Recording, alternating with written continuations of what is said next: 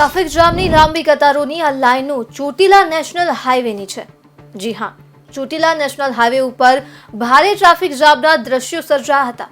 Chotila national highway ઉપર આશરે 15 kilometre જેટલી વાહનોની લાઈનો લાગી અને વહેલી સવારથી જ અનેક વાહન ચાલકો ટ્રાફિક જામમાં ફસાઈ ગયા હતા।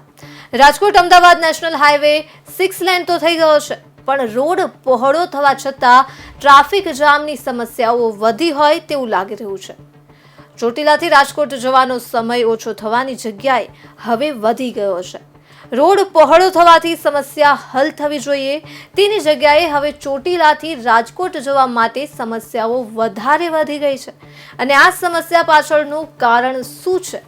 કારણ છે નિર્ભર તંત્ર, નેશનલ હાઈવે ઓથોરિટી।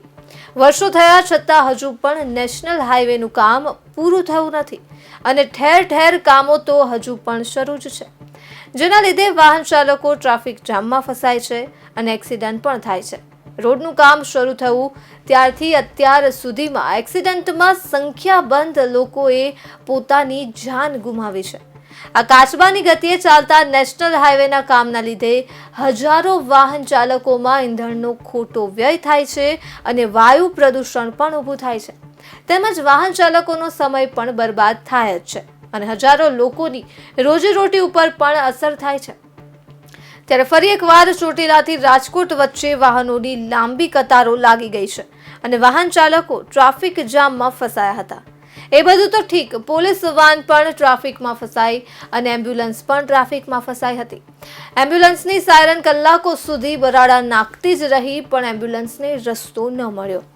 આવી ટ્રાફિક જામની ઘટનાઓ ચોટીલામાં અનેક વાર બને જ છે। બાયપાસ રોડ પર મંજૂર થઈ ગયો હોવા છતાં વર્ષો થઈ ગયા છે અને હજુ સુધી તેનું કંઈ જ કામ શરૂ કરવામાં નથી આવ્યું। તો આ બાયપાસ રોડ બનાવવામાં કોની નજર લાગી છે અને ક્યારે બનશે આ રોડ? વાહન ચાલકોને આ ટ્રાફિક જામમાંથી ક્યારે મુક્તિ મળશે? આજના આ ટ્રાફિક જામના કારણે ચોટીલાથી અપડાઉન કરતા લોકો પણ ફસાઈ ગયા। રાજકોટથી થાનગઢ અપડાઉન કરતા ઉદ્યોગપતિઓ અને વેપારીઓ પણ ટ્રાફિક જામમાં ફસાઈ ગયા હતા। તો આ તંત્ર આ સમસ્યાનો હલ ક્યારે કરશે તે તો હવે જોવાનું જ રહ્યું।